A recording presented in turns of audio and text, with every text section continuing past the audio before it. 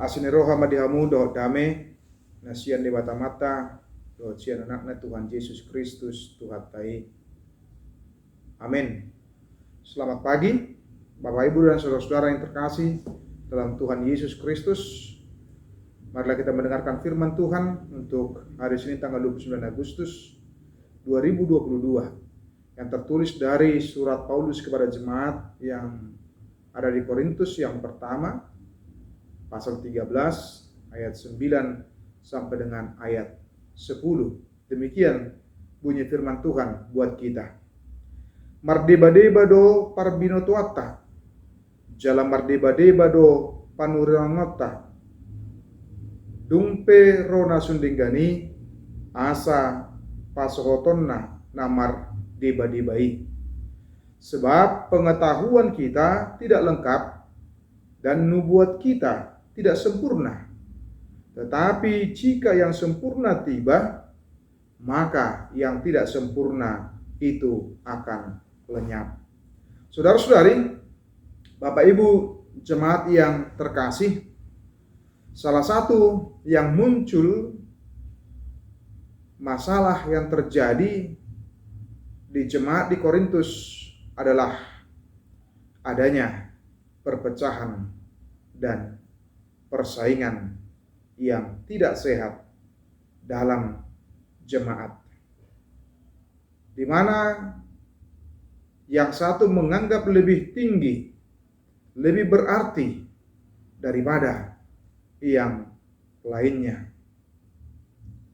Persaingan dan perpecahan muncul juga dalam penggunaan karunia rohani.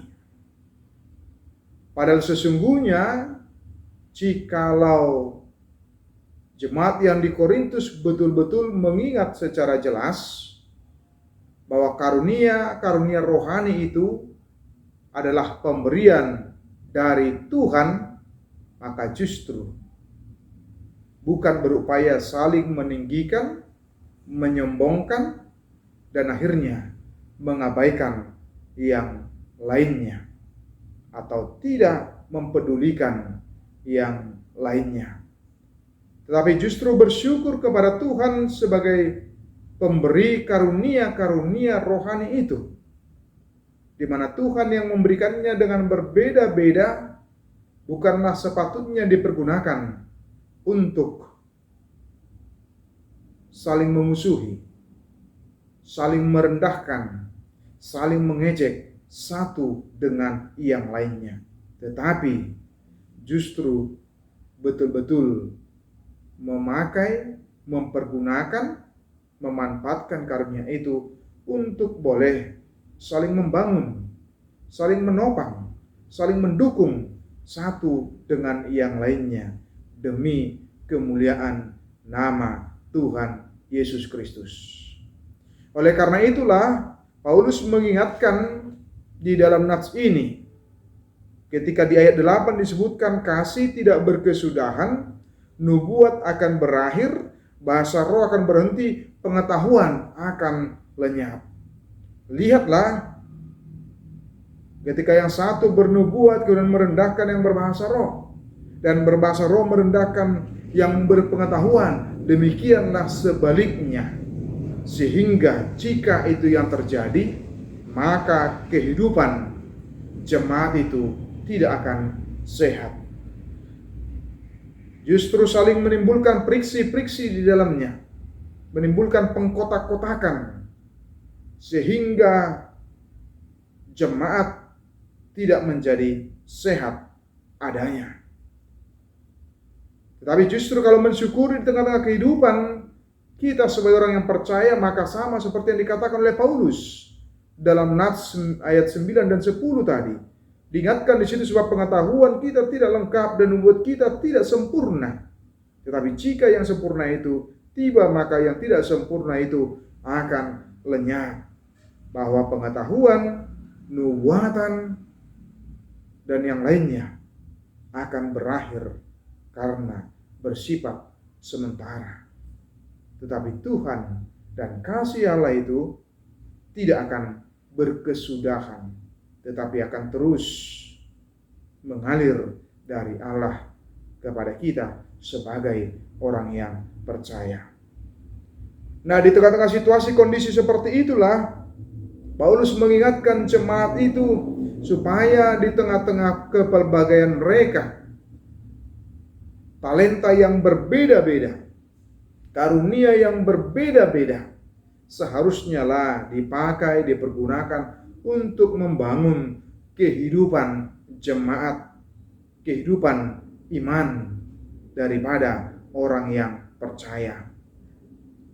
Agar dengan demikian betul-betul bermanfaat, betul-betul berguna untuk membangun persekutuan orang-orang yang percaya di tengah-tengah dunia ini, bukan malah sebaliknya sebagai sarana untuk saling bermusuhan, pengkotak-kotakan, seolah-olah karunia itu berasal dari diri kita sendiri dan bukan kita terima dari Tuhan.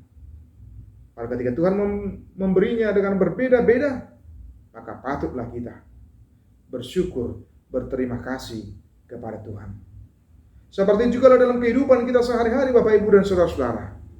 Bagaimana kita dengan berbagai keperbagaian kita, perbedaan-perbedaan yang kita miliki dan kita punyai satu dengan yang lain, seharusnya kita pergunakan, kita pakai untuk membangun persekutuan yang kuat, yang indah, yang kokoh, di mana satu dengan yang lain akhirnya boleh saling klop, saling melengkapi, dan betapa indahnya kalau perbedaan-perbedaan karunia-karunia itu justru boleh dipakai, boleh disandingkan, boleh duduk bersama, dan kemudian boleh merancang sesuatu secara bersama-sama dengan perbedaan-perbedaan karunia yang ada, yang dikaruniakan Tuhan, yang kita miliki di dalam kehidupan kita, bukan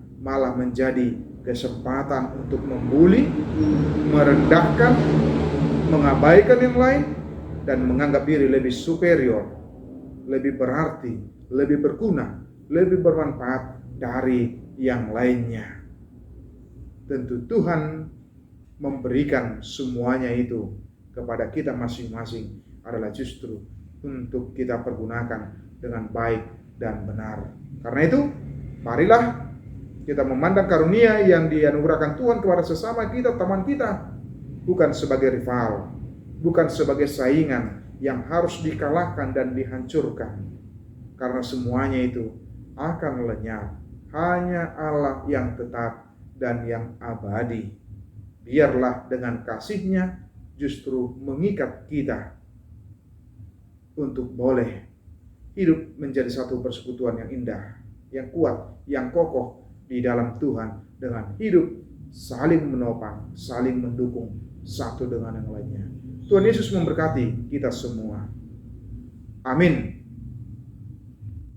Kasih karunia dari Tuhan Yesus Kristus serta kasih setia Allah Bapa dan persekutuan Roh Kudus memberkati dan menyertai kamu sekalian hari ini, esok, dan sampai selama-lamanya. Amin.